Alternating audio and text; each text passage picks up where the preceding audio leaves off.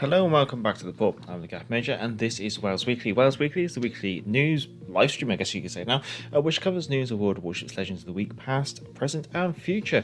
Now, we are also going to be making ups for some of the lost news stories from last week, as obviously last week Wales Weekly was cancelled just due to the wife's surgery. Anyway, the headlines this week, obviously we'll be covering the Golden Cat Runner campaign breakdown, which did come out last week, and I know this might be a little bit of old news, but it is quite a hefty chunk of stuff to go through, and I still want to go through it. Also, the St. Patrick's Day content, which obviously has come out. These headlines and more stories shortly following after this quick break.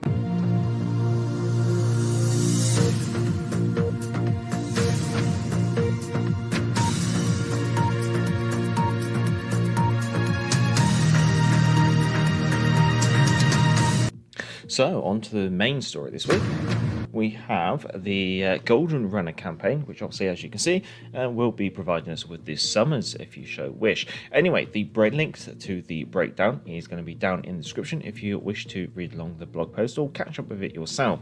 Anyway, this simplistic rundown, 100 milestones, 5 weeks. The Golden Runner campaign also features no catch-up mechanic, and its weekly challenges are repeated each week from March the 7th until April the 11th. Now, upon receiving 2,475 renown with an active empty backing, you will obviously then get the American Tier 7 Premium Destroyer Summons at milestone 100. Now, this destroyer is apparently exceptional powerful torpedo armament, and I'm going to add this in, a pitiful AA armament for a United States destroyer. Additionally, she also does feature 8 5-inch guns in 4 twin gun turrets. Honestly, I actually haven't touched this ship. It doesn't really excite me, and I've been tinkering away with other things, I guess you could say, hence why you probably haven't seen me even do a review on her. Anyway, the full breakdown for the weekly Havoc missions, which are repeating each week until the end of the campaign, are as follows. The endurance trials, which you have to do first, stage by stage, can be completed in Tier 3 to Legendary tier ships in standard and AI battles. The stages are: win 1 battle, earn 900,000 credits, earn 900 Glow XP, and earn 12,500 Commander XP. Once you complete all the shakedown trial stages, endurance trial stages, I should say, you'll then be moving on to the shakedown trial stages, which again have to be done in turn. These have to be completed in Tier 4 to Legendary tier ships and have to be completed in standard battles. These are: hit the citadel of enemy ships 10 times, earn 750 ribbons of any type, and destroy 6 enemy ships. In addition to the endurance trials, you will also have access to the heroic trials, which again will reset weekly and can be completed in Tier 5 to Legendary tier ships in standard battles only. These are all available, all these stages are open at the same time, and these are: earn 1 Kraken, earn 2 Double Strikes, earn 3 First Bloods, and earn 4 Devastating Strikes. So, upon completing the weekly Havoc missions, you will net a total of 2,500 renown, which is about 25 renown in excess to what you actually need to get in order to complete the campaign. Now, if you complete all the weekly Havoc missions and heroic effort missions, then you will earn a total of 3,125 renown, which has got plenty of wiggle space. So there is a little, although there's no catch-up mechanic, if you can do the bit of heroic on the side, you might be able to complete the campaign without having to complete every single endurance trial, I guess you could say, or weekly Havoc. Now, obviously, once you complete the campaign, I guess you say, we're going to be moving on to Endless Trials. Now, Endless Trials is the ability that you can earn that almost pointless currency in game called Steel Badges. Now, these can be earned up to a maximum of 250 Steel Badges per week, and if you're stupid enough to purchase the campaign on day 1, you'll be able to earn a total amount of 1,250 Steel Badges.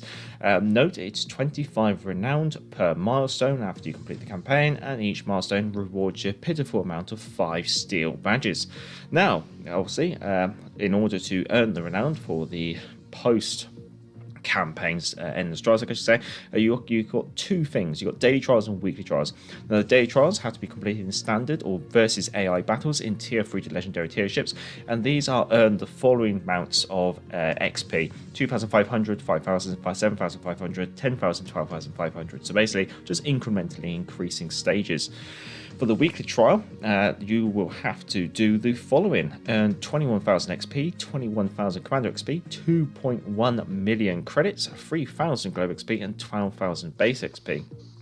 So, Endless Trials is just the usual, oh, you've completed the campaign a little bit early, let's get a bit of steel. But really, there's nothing really worthwhile for steel at the moment, in all honesty. Also, we have a PlayStation Plus bundle, which some people may have already noticed. This is featured around the Tier 2 Japanese premium cruiser, the Katoria, along with a selection of in-game items such as a bundle of various boosters and camos. And if you already have the Katoria, I believe you will receive a compensation of 1.5 million credits. Now, St. Patrick's Day content has started on March the 14th, and obviously this includes the cosmetic only Brandy McMordorf commander guys. Just highlighting that again, just in case people are accidentally thinking, oh, this is a commander for 5,000 doubloons. No. It's a cosmetic for 5,000 doubloons, and he can only be equipped to United States and United Kingdom or British commanders in game. So again, it's a limited nation of guys, I guess you could say. Now, also, we will be seeing the St. Patrick's camo for the Tiger 59, also a new theme flag and patch. There's also pots of gold, and we'll cover those shortly. And also, HMS Belfast has made a return, and she also has a St. Patrick's Day camouflage also available. And so this is the very few times that HMS Belfast does make a return to game. She's available for 12,500 doubloons, and she will be available until April the 11th. So basically, for those of you who missed out on the Belfast campaign way back when, and also missed out on purchasing her last St. Patrick's Day event, then obviously you can pick her up now if you so wish. Now, talking of pots of gold, and as you can see, we also got the drop rates up there. Let's talk about it. So each pot of gold will grant you 1,250 doubloons and 3 St. Patrick's Day camouflages. That's guaranteed. And the pricing that they're at is basically the same as if you purchased the 1,250 doubloon bundle in the in-game store. So if you wanted to purchase lots of doubloons, this isn't... It's not quite justifiable. It can be kind of just. It's very hard to say whether or not it's justifiable, because if you purchase doubloons in the in-game store, you'll obviously get a percentage of extra doubloons in the bundles, which are quite large and intermediate, I guess you could say. Whereas this, it has a chance of dropping a super prize. Now, the super prizes are as follows: 1 million credits for 8.75%, 7 promotional orders for 1.65%, 20 promotional orders for 0.63%, 1 commendation for 0.63%, the St. Patrick's Day camouflage for the Belfast at 0.5%, the St. Patrick's Day camouflage for the Tiger 59 at 0.5%, and the Insignia at 0.25%, and 100,000 doubloons at 0.1%. That's worth mentioning that if you get the 0.1% chance reward of the 100,000 doubloons, then obviously you won't be getting the 1,250 doubloons that comes in the pot. It basically replaces it. And with the camouflages, if you already own one of them, then that is taken away from the potential rewards that you'll be getting from it. So it's very hard to say. It's like, basically, when you purchase doubloons, do you want more doubloons, or do you want some camos and some potential other sprinkles on top, is the best way to put it. So it's really just down to yourselves, really, to justify which way you want to go with that one. Just remember that obviously these super prize drops aren't guaranteed every time. That's the thing. So the drop rates are already quite low. It's the best way to put it. Now, also this week, we have seen Tiger 59 become available for 12,500 doubloons. Now, I'll caveat here. She's not an easy ship. She's not an amazing DPM ship, in all honesty. Everything else seems to be quite well, but there's no torpedoes, and the DPM's quite poor, I guess you could say, or feels kind of poor, even though it is an average AP DPM. She's certainly a cruiser really only get if you are an experienced cruiser player and you are looking for a challenge, is the best way to put it. I wouldn't recommend it to everyone. There's a very niche amount of people who want to do it. Really should get basically, if you get a kind of enjoyment out of a really difficult challenge, a bit like myself, then she can be quite fun. And one thing I've kind of liked about her is the kind of smug satisfaction I guess I get when I come top of the leaderboard in a ship which is apparently quite rubbish for some people. So it really does depend. It's basically it's personal decision. Buyer beware, do your research, do your watch your reviews, get your opinions from a couple of different people before you make that choice, because she's going to be in the store for Darkness and Dunes for an indefinite amount of time, so there's no rush to purchase her. Obviously she does come in like a 20,500 doubloon bundle, I think, but that's just full of guff and no one really wants to purchase that, so really there's no real rush to get her. And I'd only really recommend her for the more hardcore players, people who really want to look for a challenge, people who are already very competent with cruisers, I guess you could say. Now, there has been a blog post called Growing Steel Wings Development Insight, which is also linked down below in the description. And this is basically a bit of a discussion by the developers about how they went about developing carriers and introducing carriers. Now, it's quite a lengthy post. There's not really too much there, actually, to be honest. But there's 3 things that I've really extracted from that, and so I'll just cover those 3 points now. So one question is, will there be a carrier headline campaign? The likelihood is slowly increasing. However, should a carrier arrive as a campaign reward, she will likely be one of the ships to choose from. She won't be the only ships. Therefore, there's quite the likelihood of a carrier coming in the future, quite likely. But if it's going to be a reward, it's going to be a either or choice when you get to the end of the campaign, very much like we had with the Friesens and the Loyang. Will we see legendary carriers in future? The jury's still out on that one. They're still making a decision on whether or not they're going to implement a legendary tier carrier. And what does the future hold for carriers? Well, with the introduction of the Russian line, we see, wargaming, I should say, so I'm paraphrasing here, we see our carrier lineup as being complete. Basically, they've got all the carrier lines from World of Warships PC. But this doesn't mean that there won't be more carriers coming in the future. Basically, if more lines come to the future to PC, the chances are they'll probably come to Legends as well.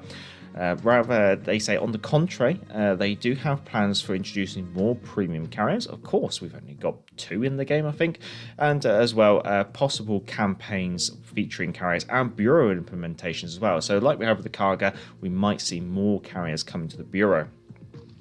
But the number one goal at the moment is just generally balancing out the carrier trees among themselves, I could say, and also in relation to the other researchable ships in game. Pardon me. So, USS Hill, the Tier 4 Premium United States Destroyer, will be becoming available on the 21st of March. It's basically this Monday. She's basically, just paraphrasing what they said, she's fast and handles well with rapid reloading guns and smoke generator that lasts a long time. Basically, a typical American destroyer at Tier 4. Now, apparently she has 3 torpedo launchers. I can't determine whether they're all centerline, but I suspect it's 2 wing mounted and 1 centerline. Very much like the...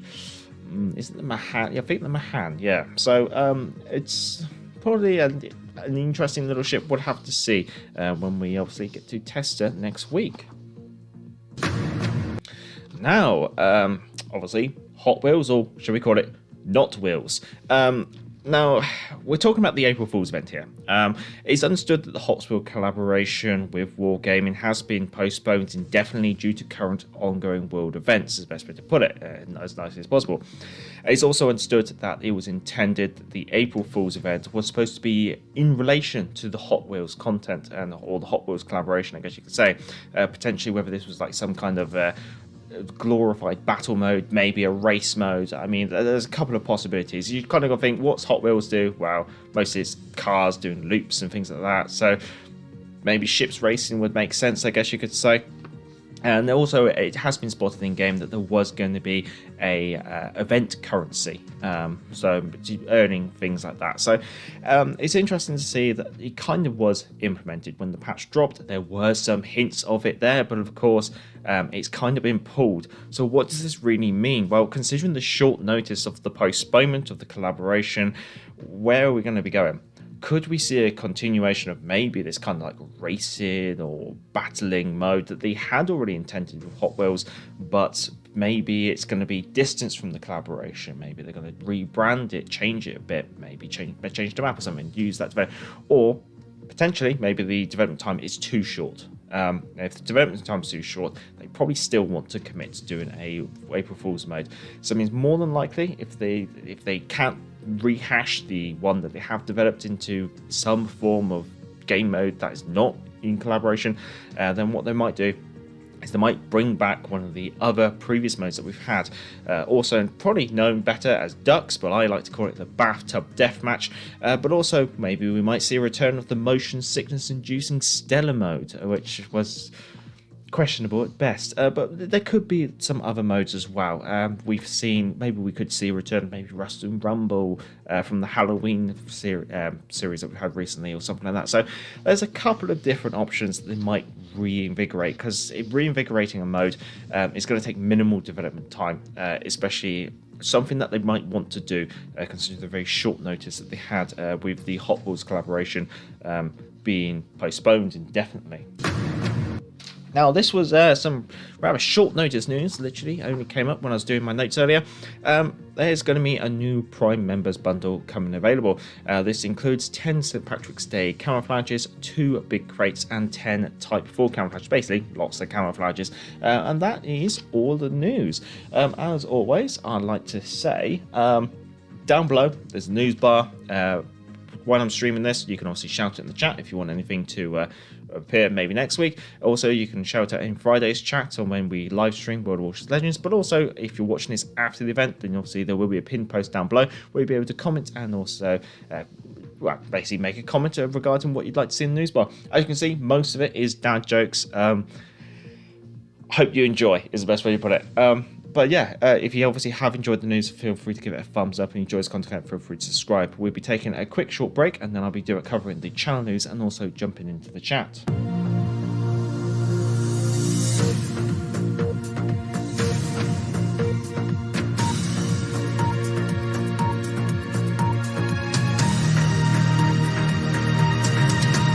So let's do a bit of channel news. Obviously, we postponed the Rise Weekly last week, but we did the Friday stream. We've done the XCOM stream on the Sunday. We've had the Tiger review come out Tuesday. We're doing Rise Weekly now, so everything seems to be going fine. Friday, we'll be doing the usual gameplay live stream. I think that has been scheduled. It's just not been made public. As for the short review of a ship camouflage this weekend, it might not happen. I haven't got round to doing the recording required for it, and I will be busy on Saturday. So whether it comes out on Sunday is yet to be determined, and therefore I can't really comment on what ship we'll be seeing. Obviously, fingers crossed, next week we will have the USS Hill review coming out on the Tuesday. Fingers crossed, and hopefully it should be business as usual from there going forth. So that's really the channel news. I haven't really got anything else to really add, I guess you could say. Personal news, I guess you could say the wife's operation went well. She's healed. She's back to work today. So everything's all good on that front. So that's why we're able to get back to the usual schedule as nice and quickly as possible. And honestly, at the moment, I have been enjoying playing a bit of WoWs every now and then. I even got a couple of games in before doing this live stream covering the news, so hopefully I'm not going to be getting burnt out anytime soon. Honestly, Tiger's actually reinvigorated me, and I really do like the challenge. It's kind of made me want to play while I try and figure out Tiger and what I can and can't, and command star build, I guess you could say. Anyway, jumping in with the chat, evening Abercriv, evening Jeff Davis as well. 2 double strikes, even harder than 20 fire missions was. Yeah, the 2 double strikes is a very difficult mission. Not many people really get double strikes that often. Action Pumper, these updates are appreciated. Well, much obliged, Action Pumper, and also good to see you. Good to see you. Jeff Dave, basically you get 45 camos for 1,750 doubloons. Yeah, Yeah, you get some doubloons, but yeah, it's nothing amazing. And if you purchase 15 gold pots, you lose out on, I think, 2,500 doubloons compared to the same price of doubloons in the shop. So it's not a big loss compared to last year. Okay, no, fair enough. One thing I forgot to mention, it is in my notes, I just didn't mention it, regarding the pots of gold, the drop rates for the pots, basically the rewards, is exactly the same as last year. The only difference they did was last year they combined, so they said like 7 or 20 promotion orders, 2.8 something percent, whereas this year they've broken down the 2 entries. So now this year we got 1 entry for 7 promotion orders and 1 entry for 20 promotion orders. That's the only difference in regards to the drop rates. Jeff Dave, you get 18,750 plus 45 cameras instead of 20,500 as you pay for your money and take your choice. Yeah, it's really down to what you want. Maybe you want the cameras, maybe you want to convert the cameras into paint, or maybe you're happy to take the cameras and maybe chance your arm at maybe a super prize here and there. It's your money. Do with it what you want. Does Hill be joining the Charles F. Hughes and the Sims, or will it be better than the Tech Tree counterpart this time? I'm not really quite sure. Because at tier 4 she's going to be going up against the Farragut, and the Farragut's already quite a capable destroyer with 2 centerline torpedo mounts. So what will the Hill be offering? I'm not quite sure. And as I saw during last week's live stream, I think someone was mentioning that the USS Hill was actually a destroyer escort, so potentially she might be smaller as well. Although I'm not completely sure if that is right. But we'll have to see. Actually, probably not wheels. Yeah, that's very true. There you go, Not Wheels. The Not Wheels collaboration. Criv, double Tiger division after the stream. I do have to cook myself an evening meal. I haven't actually got around to doing that. I also got to make my my lunch for tomorrow as well. To get two birds with one stone. But yeah, I'll probably be booting up a bit later and maybe doing a bit of Tiger, just for a bit of fun. I've been trying out a concealment build. I've got a concealment right down to 8.5, but I don't really think it's worthwhile because you sacrifice so much rudder shift. So I'm still tinkering. But Tiger seems to be one of those ships I find almost where most commander builds, just it doesn't really matter too much what you do. I mean, you can buffer AA, you could buffer rudder, you could buffer concealment and things like that. The one thing I found very, very nice for Tiger though is having perceptive. And so, but you can't have perceptive and you can't have fully packed, and so it's really like I'd like to take both, and I can't do that unfortunately. But it's a bit of a mix. Yes, just destroy escort in regards to USS Hill. Jeff Day, I'm doing okay in the Tiger, despite not being the world's best player. I have played 5 games, won them all, and come in the top 3 each time. Pretty solid. Yeah, she seems to be a very good supporting ship. She's got a big AA bubble, so she kind of protects her friends around her. She's got smoke, she's got radar, she's quite tanky. Literally, the only downside to her is she's only got 4 guns, so it doesn't really add up to a lot of DPM. And she hasn't got torpedoes as well. She has got sonar. Those are probably the 3 biggest drawbacks. But I think she's just one of those, like, with Tiger, I think it's more the player makes the ship rather than the other way around. Whereas like with the Weimar or something like that, you can very easily get in there. And if you have a vague idea what you can do with cruisers, it's got a very low skill floor, very skills here. With Tiger's got a higher skill floor and probably a lower ceiling, like a very small band. But I think she can be. I like the tankiness of her. That's my main thing. I like tanky, sonar, radar, smoke and radar, I should say. But yeah, no. Jeff, I suspect I've been lucky with teams and had good teammates. Even in bad games, I find she can do all right. Criff, I was trying to break the Tiger damage record. I did 122k on Tuesday. They broke it today, 143 damage. Oh, you'll get there. You just need some couple of destroyer escorts on it. You need at least a destroyer escort with Tiger. But yeah, but personally, I know some people will probably be disgusted, but I personally prefer Tiger over Belfast just because of the armor, really. Actually, great. The missus has recovered. Yeah, she's back to normal, thankfully. So everything's all good. Jeff Dave, haven't got close to 143. My best is 78. I think my personal best is about 89. But then again, damage isn't everything. This is the thing. Like with Tiger, you can do a lot of tanking. You can do some capping. I think Criv has mentioned it before. She can be a bit more like an aerial denial ship and a distraction rather than rather than being like a one-man warrior, I guess you could say. Anyway, I've practically caught up the chat, so I'd like to say thank you to everyone for coming along. And again, feel free to give the stream a thumbs up if you feel like much obliged. Obviously, as we're ending this, so afterwards there will be a pin post down below to comment on if you want your thing in the news bar, but also you can join us on Friday's live stream, where you can also shout it in the chat there. Look after yourselves and have a good morning, good evening, good afternoon, and a good night wherever you are in the world. Until next time, I'm the Gavin Major, and back to the port.